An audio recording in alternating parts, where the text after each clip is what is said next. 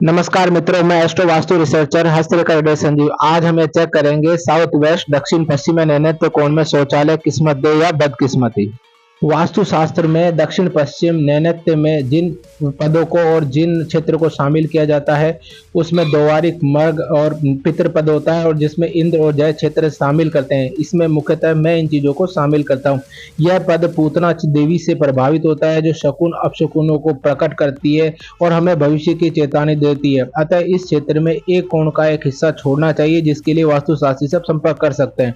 इन पदों में से पितृ पद पर और इंद्र जय क्षेत्र में शौचालय के हो तो ठीक है, लेकिन सेप्टिक टैंक बिल्कुल नहीं बनाना चाहिए।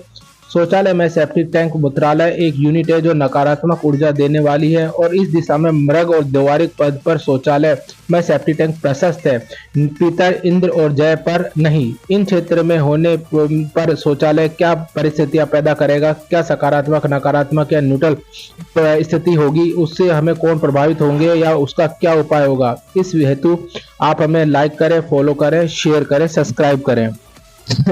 ज्योतिष से जुड़े वीडियो मित्रों लंबे होते हैं, क्योंकि इसमें समझाना और समझना बहुत अधिक होता है। इसलिए आप हमारे वीडियो को अच्छी तरह देखें, जिससे कि आप हमारी टर्मिनोलॉजी को समझ सकें और आप समझ सकें कि हम इस क्षेत्र में अगर शौचालय बना रहे हैं तो वह क्यों हमें परेशान करने वाला है। अब हम इस तरह चर्चा करते हैं। पहला बिंदु कि हम इससे सबसे ज्यादा कौन प्रभावित होगा। यह मुख्यतः इस बात पर निर्भर करता है कि हमारे ग्रह का प्रवेश द्वार कहाँ पर है तथा हमारे घर का दिशा में मुख है।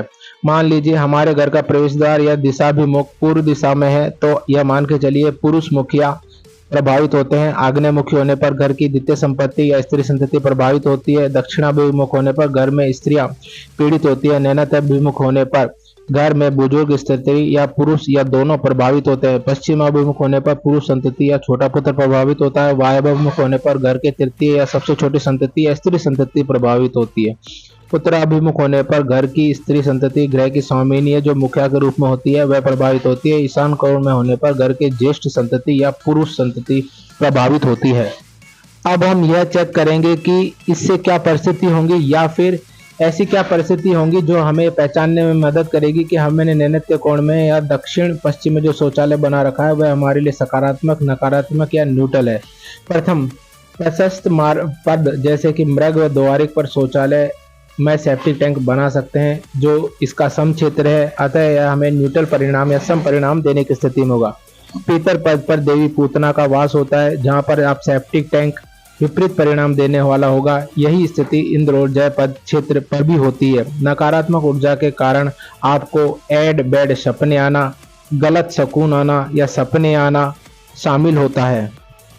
घर में आपके असामयिकता का वास होता है। असामयिक घटनाएं, दुर्घटनाएं आपके सामने आती हैं। घर के बुजुर्ग सदस्यों के साथ असामयिक या अचानक परेशान या पीड़ित हो जाते हैं। घर में पिता पुत्र के मतभेद बनना शुरू हो जाते हैं।